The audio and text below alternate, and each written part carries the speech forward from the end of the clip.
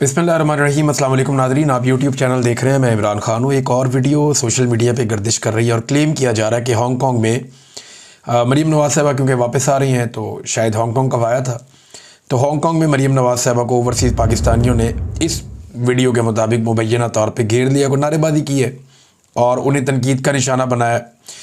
ये अच्छी बात तो नहीं है, लेकिन इनके साथ पूरी दुनिया में यही होता है।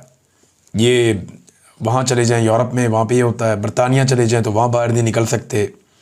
इधर हांगकांग में, जापान में, हर जगह पे लोग ऐसा क्यों करते हैं? मरीम नवाज़ साहब के वालिद को और इस सारे ख़ानदान को ये सोचना चाहिए कि लोग इनके ख़िलाफ़ क्यों हो गए, और मिलिट्री इस्टेब्लिशमेंट को भी सोचना चाहिए कि लोग उनके ख़िलाफ़ क्यों हो गए। लोग क्यों ये लफ्ज़ लानत का इस्तेमाल करते हैं, लोग क्यों ऐसी चीज़ें बोलते हैं जो माजी में लोग नहीं करते थे।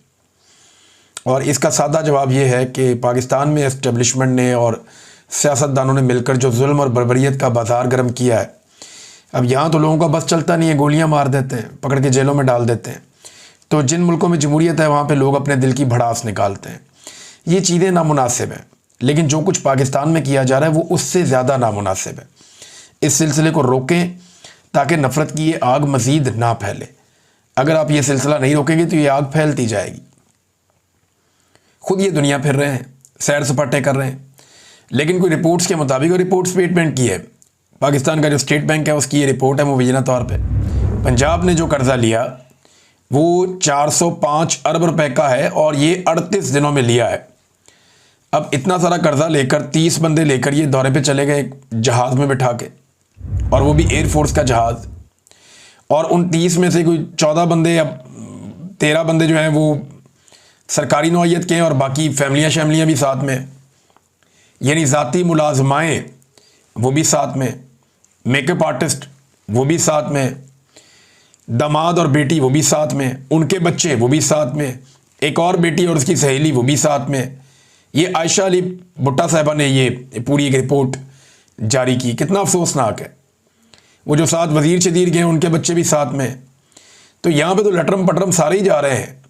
पाकिस्तान का कर्जा बढ़ता जा रहा है और इनकी अयाशियाँ बढ़ती जा रही हैं। ये रिपोर्टें अगर आप देखें तो इनके मुताबिक तो आपको यही समझ आती है। पंजाब ने 38 दिनों में 405 अरब का कर्जा लिया है। खैबर पख्तूनख्वा 21 अरब का कर्जा लिया। कितना फ़र्क है देखें आप। सिंध 16 अरब और बलूचिस्तान 13 अरब का। और हालात इनके ये हैं, इनकी अयाशियाँ ख़त्म नहीं हो रही और कर्ज़ों के ऊपर ये अपनी हुकूमतें चला रहे हैं। इसमें एक और चीज़ मैं आपके सामने रख देता हूँ। जापान में इन्होंने दौरा तो किया, बड़ा सरबराह मुमलिकत वाला दौरा किया, वो जहाज़ इस्तेमाल किया जो वज़ीर आज़म इस्तेमाल करता है, वो प्रोटोकॉल इस्तेमाल किया जो वज़ीर आज़म करता है, लेकिन इज़्ज़त इनको वज़ीर आला वाली भी नहीं मिली, स्टेट गेस्ट वाली इज़्ज़त भी नहीं मिली जापान में। ये प्राइवेटली घूमते रहे इधर उधर, फिर पुलिस को बुलाया तो पुलिस ने इनको और ज़्यादा महदूद कर दिया। और पाकिस्तान का टोटल कारनामा क्या है? जो जापान में एक्सपो लगी है जिसको देखने के लिए ये लाओ लश्कर के साथ गए थे सारे एंजॉय करने, टोटल कारनामा पाकिस्तान का ये है वहाँ पे कि नमक का एक स्टॉल था पाकिस्तान का बस, जिस पे करोड़ों रुपया इन्होंने लगाया हुआ। एक स्टॉल नमक का पाकिस्तान ने लगाया कि नमक से बनी हुई चीज़ें। यहाँ पे खेवड़ा की कौन है ना, दुनिया की बड़ी कानों में से एक सबसे बड़ी, यहाँ खेवड़ा के अंदर नमक निकलता है। तो यहाँ पिंक सॉल्ट निकलता है, पूरी दुनिया में ये हिमालयन सॉल्ट के नाम से बेचा जाता है। आप कहीं भी यूरोप में चले जाएं, अमेरिका में, बरतानिया में, आपको पिंक सॉल्ट मिलता है। ये पाकिस्तान का है, खेवड़ा से ये निकलता है। तो इससे बहुत सारी आइटम्स भी बनती हैं, लैंप्स बनते हैं, दीगर चीज़ें बनती हैं, फनपारे बन जाते हैं, ईंटें बनती हैं इनसे। तो बड़ी खूबसूरत चीज़ें इससे बनाई जाती हैं। वो जो नमक है ना, उसका एक स्टॉल पाकिस्तान ने लगाया हुआ था बस जापान में, और कुछ भी नहीं। ये इनकी वहाँ पर टोटल कारकर्दगी थी। अब इस वक्त पाकिस्तान में सूरत हाल क्या है, मैं दो चीज़ें आपके सामने रखूँगा। एक तो आटा पाकिस्तान में मज़ीद महंगा हो गया। मुझे ये खबरें नहीं करनी पड़ती थी, ना मुझे आदत है खबरें करने की, लेकिन मेरे बहुत सारे दोस्त जो करते थे वो करना छोड़ गए, तो मजबूरन मुझे ये खबर देनी पड़ती है। जब वो ये काम दोबारा शुरू कर देंगे तो मैं ये काम छोड़ दूँगा। वो कह रहे हैं जी मुल्क भर में आटा मज़ीद महंगा हो गया। 20 किलो के थैले की कीमत में 217 रुपये तक का इजाफा हो गया। यानी आप ये समझ लें लगभग 11 रुपये किलो आटा मज़ीद बढ़ गया है, और ये गुज़िश्ता चंद दिनों के अंदर हुआ है। और आटे की कीमत में एक बहुत बड़ा इजाफा हुआ, और इसकी एक और वजह यह कि गंदम की कीमत में भी इजाफा हुआ है। गंदम की जो फ़ी मन कीमत है वो 2200 रुपये से बढ़ के 2800 रुपये हो गई है। ये पाकिस्तान की मीडिया ने इसको रिपोर्ट भी किया है। यानी 20 किलो का आटे का थैला जो इमरान खान के दौर में 1100 रुपये का था, बड़ा रोला पड़ा हुआ था, अभी ये और महंगा हो गया है। और अभी जो इसकी कीमत में इजाफा हुआ वो 217 रुपये का हुआ है, जबकि गंदम का रेट भी बढ़ गया है। जब किसान गंदम बेच रहा था ना, जब गंदम किसान के पास पड़ी हुई थी, तब इस हुकूमत ने किसान से बदला लिया कि हमें वोट क्यों नहीं डालता।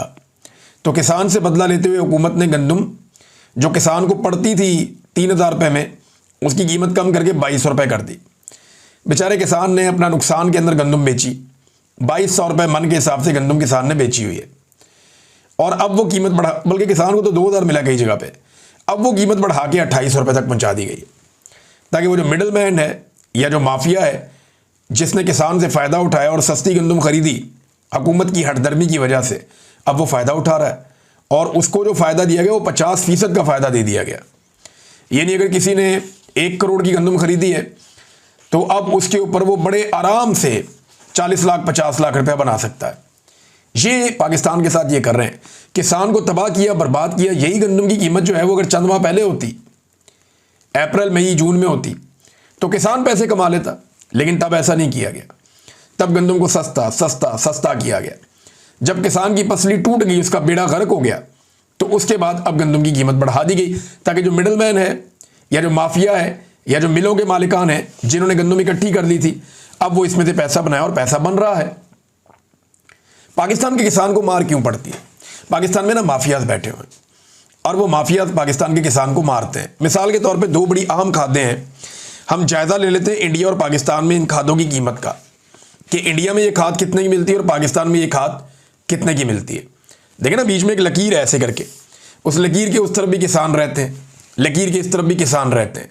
उधर वाला किसान कितने में खरीदता है यूरिया और डीएपी, और इधर वाला किसान कितने में खरीदता है यूरिया और डीएपी। ज़रा ये कीमतों का मुवाजना करते हैं। एक बड़ी इंपॉर्टेंट खाद है डीएपी।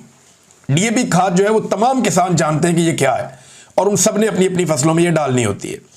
पाकिस्तान में इस वक्त इसकी जो एवरेज कीमत है वो 13,800 रुपये है। 50 किलो की एक बोरी होती है, 50 किलोग्राम की, 13,800 रुपये पाकिस्तानी ये डीएपी की कीमत है पाकिस्तान में। अगर भारतीय रुपयों में इसको कन्वर्ट करें, वो भारत का पैसा पाकिस्तान के मुकाबले में ताकतवर है, तो भारतीय रुपयों में अगर आप इसको कन्वर्ट करें तो इसकी कीमत बनती है 4,275 रुपये भारतीय रुपयों में। अब भारत में ये कितने की मिल रही है डीएपी? भारत में डीएपी की कीमत भारत ने लगाई है 1350 रुपये। हमारे यहाँ पे 13,800 रुपये, भारत में है 1350 रुपये। और अगर उसे आप पाकिस्तानी कीमत में कन्वर्ट करें तो ये 4,358 रुपये है, अगर पाकिस्तानी पैसों में आप कन्वर्ट करें तो। यानी 3 गुना से भी ज़्यादा महंगी है पाकिस्तान में डीएपी। जितने की डीएपी भारत अपने किसानों को बेच रहा है, उससे 3 गुना से ज़्यादा कीमत पे पाकिस्तान में किसान वही वाली डीएपी खरीद रहा है। यानी जो खाद भारत का किसान 100 रुपये में लेता है, पाकिस्तान का किसान वही खाद 350 रुपये में लेता है। कितना बड़ा फर्क है। तो फिर बेचारा किसान जाएगा कहां पे? मार ही खाएगा ना। अब भारत के अंदर यूरिया की कीमत क्या है? यूरिया की जो बोरी है 45 kg वाली, 46 kg वाली, इसका ये रेट होता है, इसका वजन ये होता है। तो भारत में ये मिल रही है 266 रुपये 50 पैसे की एवरेज प्राइस है। 266, 267, जो सबसे अच्छी है 268, ये इतने रुपए की भारत में मिल रही है एक बोरी यूरिया की। और पाकिस्तान में यही बोरी जो है वो पाकिस्तानी रुपयों में अगर आप देखें तो वो मिल रही है 5,000 रुपए की। कहाँ 266, 267 रुपए, और कहाँ पे 5,000 रुपए एवरेज पाकिस्तान में यूरिया की बोरी मिल रही है। अब आप कहेंगे कि पाकिस्तान का पैसा जो है वो सस्ता है तो वो भी कर लेते हैं। जो भारत में मिल रही है ना 266 रुपए की, तो पाकिस्तान में भारतीय पैसों में अगर आप देखें तो 860 रुपए की मिल रही है। यानी यहां पे भी लगभग 3 से 4 गुना का फर्क है। भारत जो यूरिया अपने किसानों को 100 रुपए में दे रहा है, पाकिस्तान वो तकरीबन 400 रुपए में दे रहा है। यह है जनाब पाकिस्तान और भारत के अंदर फर्क खादों की कीमत का, और इसकी वजह से पाकिस्तान का किसान मार खाता है। और पाकिस्तान की हुकूमत जो है, माफिया यहां पैसा बना रहा है। फौजी फर्टिलाइजर एक बहुत बड़ी कंपनी है, सारे उसके नीचे आते हैं, बाकी धड़ाधड़ पैसा बन रहा है, धड़ाधड़ पैसा कमा रहे हैं। हालांकि पाकिस्तान जो है वो भारत पाकिस्तान से कुछ चीज़ों में आगे तो नहीं है, टेक्नोलॉजी में आगे तो नहीं है, वो बहुत सारी चीज़ें बाहर से इंपोर्ट करता है, लेकिन वो अपने किसानों को सस्ती खाद दे रहा है ताकि वहां पे कीमतें चीज़ों की कम रहें। पाकिस्तान कहता है किसान को खाद हमने महंगी देनी, बिजली हमने महंगी देनी, डीजल हमने महंगा देना, तमाम स्प्रे अद्वियात हर चीज़ हमने किसान को महंगी देनी, लेकिन हमने किसान से फसल सस्ती लेनी है। और इसकी एक बड़ी वजह यह भी है कि किसान खड़े भी नहीं होते। एक दफा खड़े होकर इनके बाजू को झटका देना और इनकी तसल्ली करवाएं एस्टेब्लिशमेंट की कि इंसान बनो यार, हम है मुल्क के मालिक, हमारा बेड़ा गर्क कर दिया तुमने पकड़ के, हर चीज क्या तुमने ही कमानी है। तो ये पाकिस्तान के किसानों को भी खड़ा होना पड़ेगा जैसे भारत के किसान खड़े हो जाते हैं। अब मिलिट्री एस्टेब्लिशमेंट के हवाले से एक बड़ी इंटरेस्टिंग खबर है, मैं पढ़ के सुनाता हूं, मुझे तो बड़ा मजा आया खबर सुनने के बाद। नादरीन, ये खबर है जनरल नदीम अंजुम के बारे में। और जनरल नदीम अंजुम जो है ये DGISI थे जब इमरान खान साहब की हुकूमत का खात्मा किया गया, फिर ये रिटायर हो गए। इनकी भी एक्सटेंशन की ख्वाहिश थी जो अधूरी रह गई, रिटायर हो गए DG साहब, और आजकल इनका कोई पता नहीं है किधर है।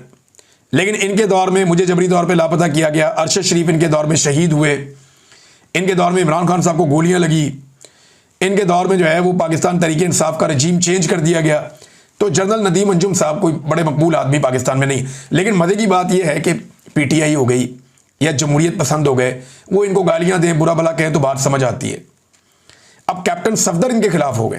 कैप्टन सफदर कहते हैं जावेद चौधरी को इंटरव्यू देते हुए कि जनरल नदीम अंजुम अगर ना चाहते तो आपकी हुकूमत ना होती। ये उनसे सवाल किया गया चौधरी साहब की तरफ कि जनरल नदीम अंजुम अगर ना चाहते तो आपकी हुकूमत ना होती, आपको बड़ा सपोर्ट किया, वो आपके मोहसिन है, ये जावेद चौधरी साहब ने कहा।